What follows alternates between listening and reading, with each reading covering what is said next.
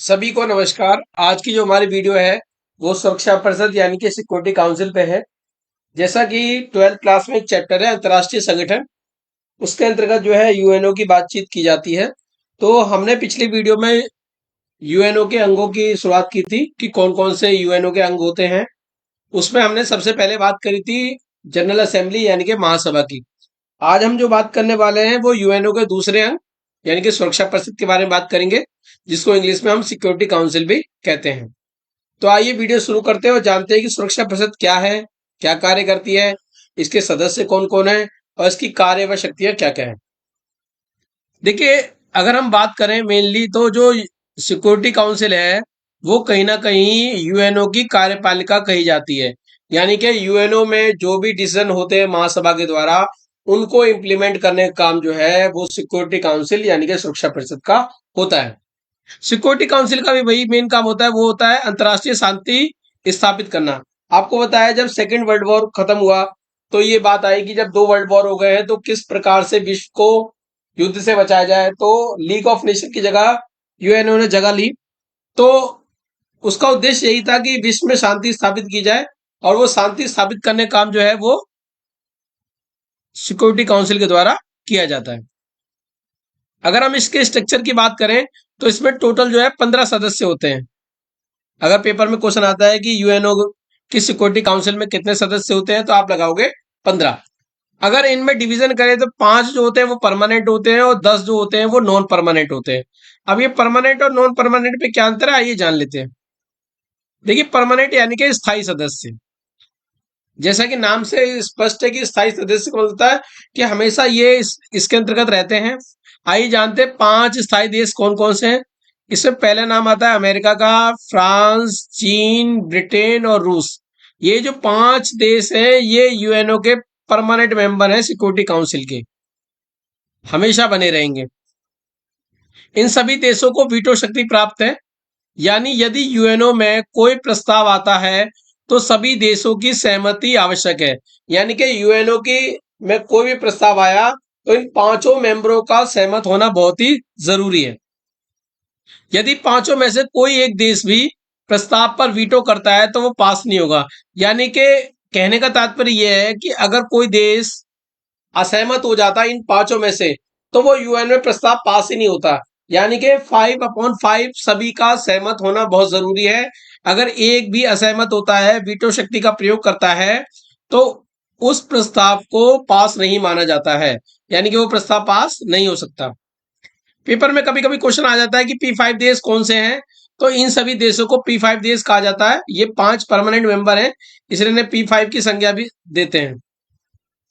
अब बात करते हैं कि परमानेंट मेंबर के रूप में ये कैसे लिए गए, क्या कारण थे।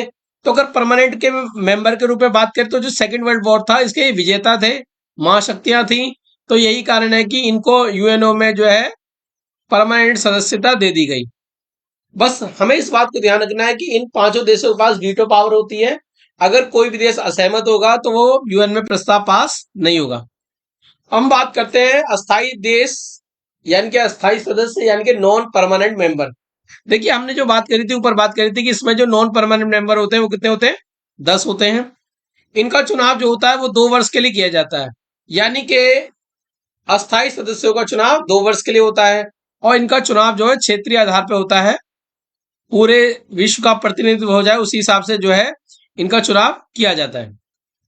तो हमने अंतर ये देखा कि जो सुरक्षा परिषद के स्थायी सदस्य वो तो बने रहेंगे, पर जो अस्थायी सदस्य हैं वो 2-2 साल के लिए बनाए जाते हैं। अब बात करते हैं अध्यक्षता की। अगर हम इसकी अध्यक्षता की बात करें तो सुरक्षा परिषद का अध्यक्ष क्रमानुसार सभी देशों से बनता है। यानी कि जितने भी ये 15 देश हैं ये बारी बारी से जो है इसका सदस्य, जो इनके सदस्य अध्यक्ष के रूप में कार्य करते हैं, यानी कि सबको मौका मिलता है। तो हमने ये जाना कि परमानेंट मेंबर कौन से होते हैं, नॉन परमानेंट मेंबर कौन से होते हैं, परमानेंट मेंबर को क्या ताकत प्राप्त होती है। अब जानते हैं कि सुरक्षा परिषद काम क्या करती है, क्योंकि पेपर में क्वेश्चन पूछ लिया जाता है कि सुरक्षा परिषद के क्या कार्य है। देखिए, सुरक्षा परिषद के जो मेन कार्य हैं, सबसे पहला काम है वो अंतर्राष्ट्रीय शांति बनाए रखना। क्योंकि यूएनओ का जन्म ही शांति स्थापित करने के लिए किया गया था कि विश्व में शांति बनाए रखना। तो वो जिम्मेदारी जो है सुरक्षा परिषद के पास आती है। तो सुरक्षा परिषद का यह है कि विश्व में कोई भी अशांति ना फैले, सभी जगह शांति रहे, और अगर कोई विवाद हो रहा है तो उनको बातचीत के द्वारा हल कर लिया जाए। क्योंकि होता यह है कि अगर बातचीत नहीं की जाती है तो युद्ध हो जाता है। तो सिक्योरिटी काउंसिल कोशिश यही करती है कि युद्ध पे ना जाया जाए, ऐसी स्थिति ना लाया जाए ताकि युद्ध हो, और बातचीत के द्वारा ही उस समस्या को हल कर लिया जाए। दूसरा जो मेन कार्य है सिक्योरिटी काउंसिल का, वो है चुनाव संबंधी कार्य। अगर कोई देश यूएनओ में शामिल होना चाहता है तो उसके लिए जो वोटिंग की जाती है वो इनके द्वारा ही की जाती है, जिसमें कि 9 देशों की सहमति आवश्यक है। अब 9 देशों में ये बात ध्यान रखना कि जो 5 परमानेंट मेंबर हैं उनकी सहमति तो होना बहुत ही जरूरी है। उसके बाद जो 4 अस्थायी देश बचते हैं उनकी सहमति होना बहुत जरूरी है। इस तरह से किसी भी नए मेंबर को लाने के लिए जो है 9 देशों का सहमत होना जरूरी है। इसके साथ साथ महासचिव की जो नियुक्ति होती है उसमें भी सिक्योरिटी काउंसिल का बहुत बड़ा रोल होता है, जिसको सेक्रेटरी जनरल कहते हैं। और इसकी जो सिफारिश है वो आपको पता ही है कि सिक्योरिटी काउंसिल के द्वारा की जाती है, और महासभा इसका चयन करती है। तो कहने का तात्पर्य यह है कि सिक्योरिटी काउंसिल चुनाव से संबंधित कार्य भी करती है। अब देखिए यूएनओ में जो भी हो रहा है उसमें इसका बहुत बड़ा रोल होता है, ये मान के चलो सिक्योरिटी काउंसिल का। नंबर 3, चार्टर में संशोधन। अगर चार्टर में संशोधन की बात करें तो चार्टर जो होता है वो यूएनओ का एक तरह से संविधान है। यानी कि यूएनओ के जो भी नियम कानून हैं उनको हम चार्टर कहते हैं। अगर चार्टर में कोई बदलाव करना होता है तो 2/3 बहुमत से बदलाव किया जाता है, और इसमें 9 सदस्यों की सहमति बहुत जरूरी है। और आपको पता होना चाहिए उन 9 सदस्यों में से 5 परमानेंट मेंबर जो है कंपलसरी हैं। यानी कि यूएनओ के चार्टर में कोई भी किसी प्रकार का परिवर्तन हो रहा है तो 9 सदस्य में 5 सदस्य जो परमानेंट मेंबर है उनकी सहमति जरूरी है, बाकी 4 जो है अस्थाई होते हैं। अगर बात करें देशों पर कार्रवाई, सुरक्षा परिषद विभिन्न देशों पर जरूरत पड़ने पर आर्थिक और राजनीतिक प्रतिबंध लगाने का कार्य भी करती है। देखिए कई देश क्या काम करते हैं, वो जो है विश्व की शांति भंग करने का प्रयास करते हैं, या फिर शस्त्रों की दौड़ बहुत ज्यादा करने लगते हैं। मतलब कुल मिला के ऐसे कोई काम करते हैं जिससे कि विश्व को नुकसान पहुंचे। ऐसे देशों को रोकने के लिए, ऐसे देशों पर अंकुश लगाने के लिए यूएनओ द्वारा उन पर आर्थिक और राजनीतिक प्रतिबंध लगाए जाते हैं, सैंक्शंस की जाती हैं, जिसके माध्यम से अवांछित एक्टिविटीज यानी कि अवांछित गतिविधियों को रोका जा सके और विश्व में शांति स्थापित कायम की जा सके।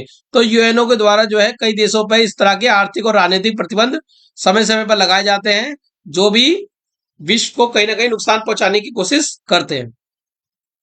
अंतिम पॉइंट पे हम चलेंगे, सैन्य कार्रवाई। यदि किसी देश में विश्व में अशांति फैलाता है, यदि कोई देश है जो विश्व में अशांति फैला रहा है, तो सुरक्षा परिषद जो है शांति स्थापित करने के लिए उस पर कार्रवाई भी कर सकती है। देखिए यूएनओ का मेन काम यही है कि लड़ाई झगड़े ना हो और कहीं ना कहीं विश्व में कोई युद्ध ना हो। अगर कोई देश युद्ध करता है, किसी देश को परेशान करता है, बलपूर्वक उस पर कब्जा करने की कोशिश करता है, तो यूएनओ के द्वारा सैन्य कार्रवाई भी की जाती है। आपने इराक और कुवैत का युद्ध के बारे में सुना होगा। जब इराक ने कुवैत पर हमला कर दिया था तो उसमें भी यूएनओ ने इंटरफेयर किया था, यूएनओ की सेना तैयार की गई थी, और उन्होंने जो फिर जो है इराक पर जो है कार्रवाई की थी। तो इस तरह से जो सिक्योरिटी काउंसिल होती है वो इस कार्य का जिम्मा लेती है, और वो सैन्य कार्रवाई भी करती है, ताकि विश्व में जो है जो भी शांति को भंग कर रहे हैं उनको सबक सिखाया जाए और उन पर लगाम लगाई जाए। इस तरह सिक्योरिटी काउंसिल बहुत महत्वपूर्ण काम करती है। आशा करता हूं इस वीडियो के माध्यम से आपको यूएनओ की सिक्योरिटी काउंसिल की संरचना, उसके स्थायी और अस्थायी देशों के अंतर, और साथ साथ सिक्योरिटी काउंसिल के क्या क्या कार्य हैं आपको पता चल गए होंगे।